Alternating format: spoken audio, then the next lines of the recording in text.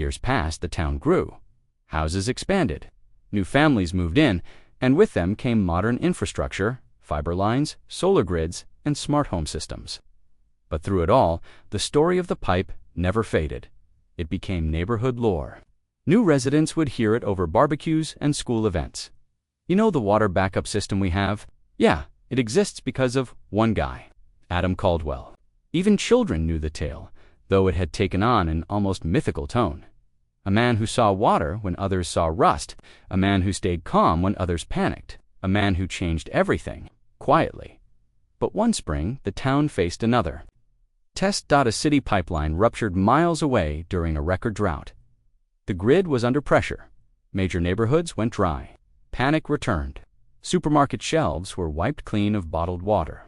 Lines stretched around gas stations and hardware stores. Yet one neighborhood remained calm. Theirs because the dual-feed system Adam had helped design all those years ago. It worked seamlessly, automatically. While others rationed Adam's, neighborhood flowed, steady, clean, and safe. City officials came to investigate. How had this small community managed to avoid catastrophe? The answer wasn't found in high-tech, gadgets, or million-dollar plans. It was found in a handwritten notebook stored in the Resilience Hub, with a weathered label that simply read, Legacy Systems Caldwell.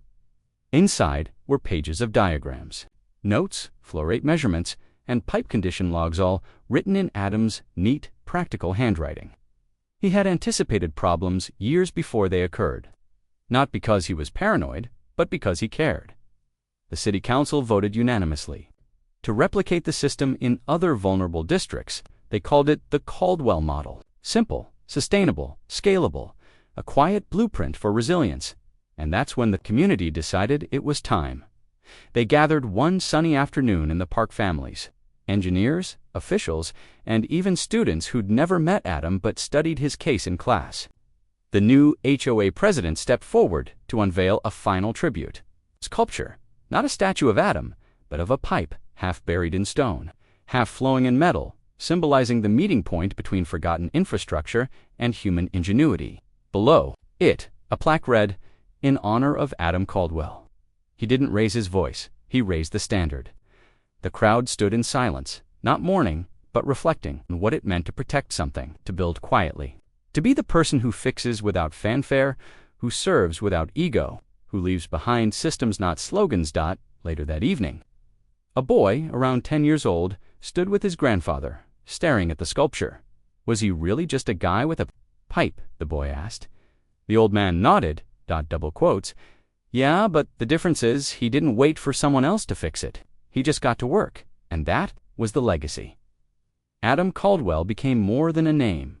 He became a reminder that you don't need to be elected, celebrated, or loud to make a lasting difference. You just need to notice what matters, do the right thing, and keep the flow alive for everyone else. So the next time someone says it's not your problem, the next time someone tells you it's just a pipe, the next time a system breaks and everyone looks the other way, remember, Adam, remember that silence isn't weakness, that slow doesn't mean unimportant, and that even when concrete is poured over your path, you can still rise, still restore, still let water run clean again, because true strength isn't in stopping the flood, it's in learning how to keep it moving. One pipe at a time, one neighborhood at a time, one person at a time, and that is how you change everything. Imagine waking up one morning and turning on your faucet, and nothing happens. No water, you check the kitchen sink, nothing. The shower, bone dry. You assume it's a city issue, maybe some kind of maintenance, but then your neighbor texts you, hey, is your water out too? Then another, and another, and another. Within minutes, an entire block of homes is bone dry.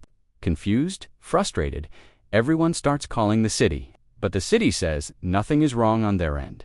So what happened? Turns out someone didn't just break the water line, they buried it in cement, and the person responsible, the homeowners association, the HOA, the very group meant to protect the neighborhood's well-being.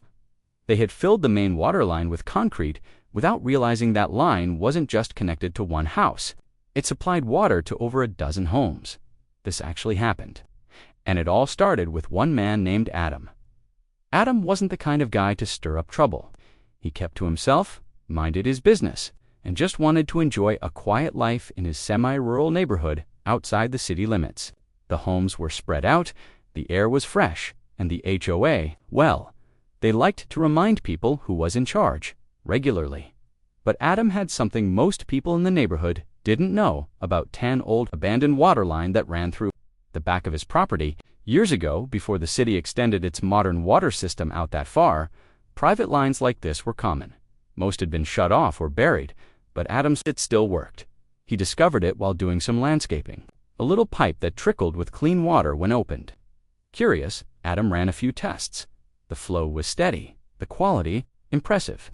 With a little research, some modern filtration equipment, and a few legal permits, Adam quietly restored the line and began using it for his own water supply. Completely legal, fully self-contained, and no one thought twice about it.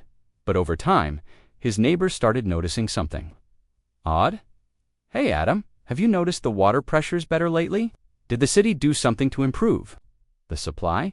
At first, he didn't think much of it, but when the questions kept coming, Adam decided to investigate. He ran tests, dug around old piping diagrams, and what he discovered blew his mind. That private line running through his land wasn't just feeding water to his own home, it was connected still to the old infrastructure. Dozens of homes. Unintentionally, Adam had become the unofficial water source for nearly half the block. Through a relic of old plumbing, he was keeping the system alive. But instead of cutting it off or exploiting it, Adam did something rare. He chose to leave it quietly, responsibly. And as he began researching how to bring it under regulation, he even considered working with the city to formalize it. It could become a backup or a dual feed system, something innovative, but the HOA didn't see it that way. One morning, a work crew showed up outside Adam's home. No notice, no phone call, no consultation, just a bulldozer and a city contractor who had been hired by the HOA. Adam had violated appearance standards by having unauthorized piping too close to the curb. They opened the access point to the pipe, and without a second thought, they poured industrial-strength concrete directly into it. They didn't just seal the pipe, they destroyed it. They believed they were shutting down a rogue water connection. What they didn't realize was that this unauthorized pipe was the backbone of an old supply system still functioning, including some of their own board members. By that evening, chaos hit. Phones lit up, emails flooded the HOA inbox. Every house that had quietly benefited from Adam's line lost water, and no one understood why. The HOA blamed the city. The city, confused, they checked their records. This area wasn't fully on the city's grid yet. Half the block was still connected to a legacy hybrid system, and the source, you guessed it, Adam's line. When the pipe was destroyed, it didn't just cut off his home, it collapsed the flow to every connected property. Pressure imbalances, filter malfunctions, backflow problems, complete failure. The damage wasn't minor. It was catastrophic. The HOA scrambled to control the narrative, but within days the truth came out. There had been no violation, no official warning, no inspection. The board had acted unilaterally, no vote, no engineering consultation. Just a personal decision by one member who thought they were stopping a nuisance pipe. But that nuisance pipe was a critical connection. The backlash was immediate. Residents were furious. Not at Adam. At the HOA, emergency crews were called. Excavation began. A section of the street had to be ripped up to access the sealed line. Thousands of dollars poured into emergency repairs. It took weeks in total. The HOA spent over $70,000 fixing a problem they had created themselves. And when everything was finally uncovered, the final insult came from a board member who tried to dismiss the mistake by saying, "We thought it was just a garden hose line." That single quote became infamous.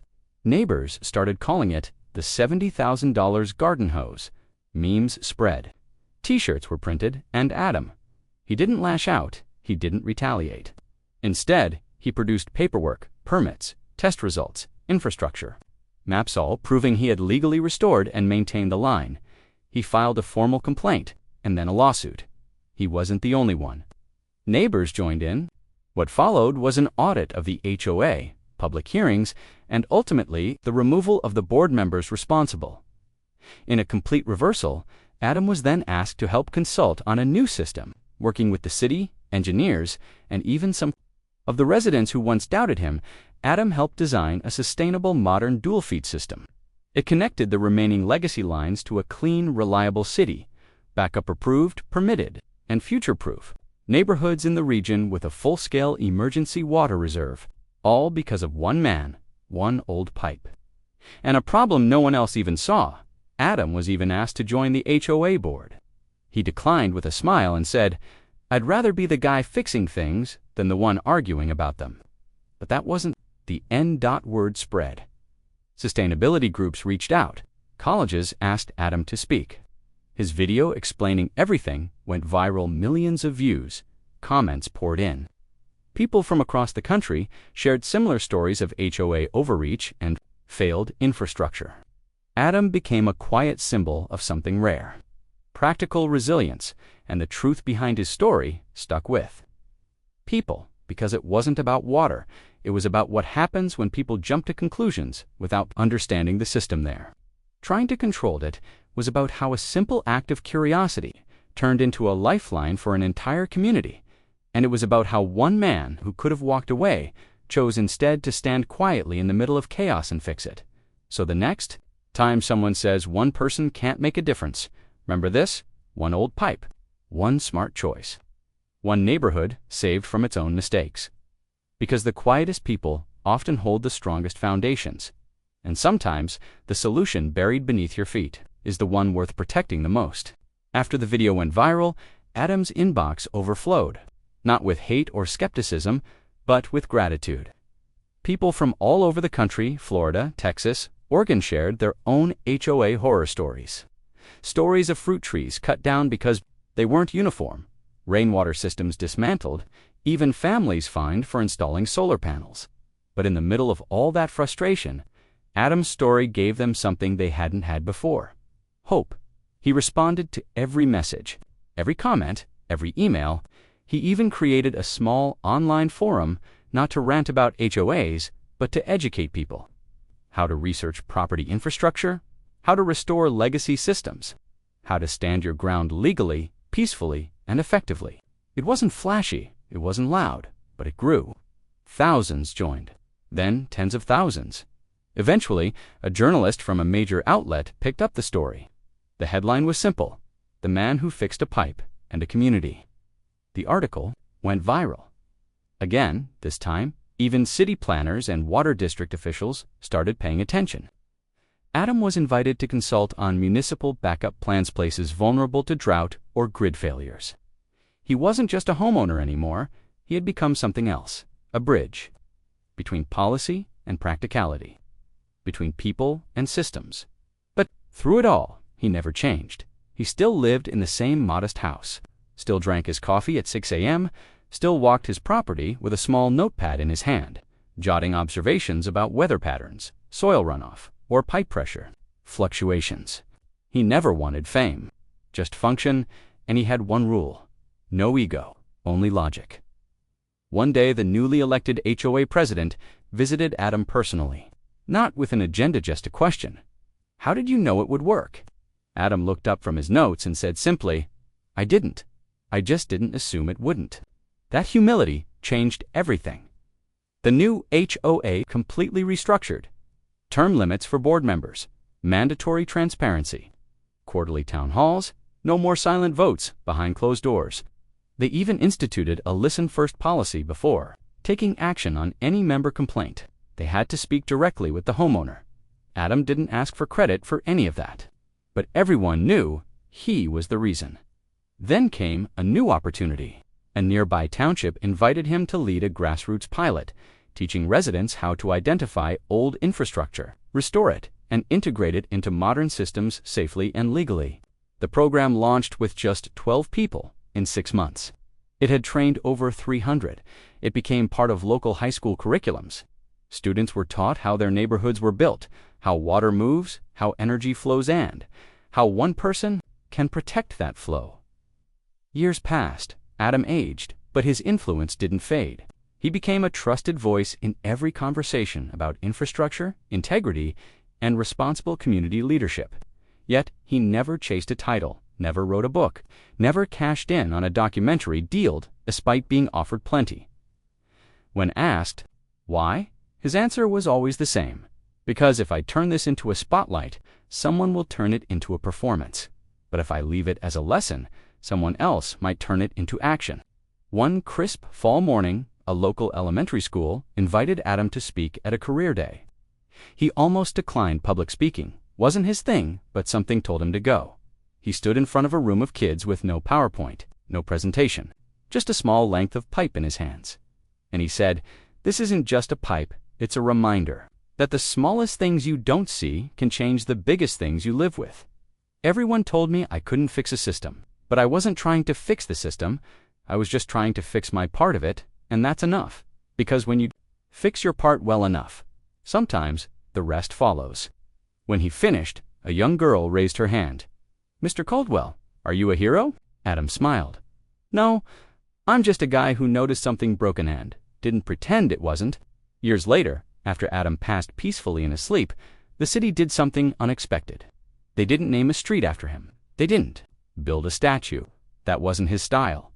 Instead, they passed an ordinance that every HOA in the county had to include a Caldwell clause, a mandatory review period before action could be taken on any infrastructure deemed problematic. It required professional consultation, resident communication, and transparency.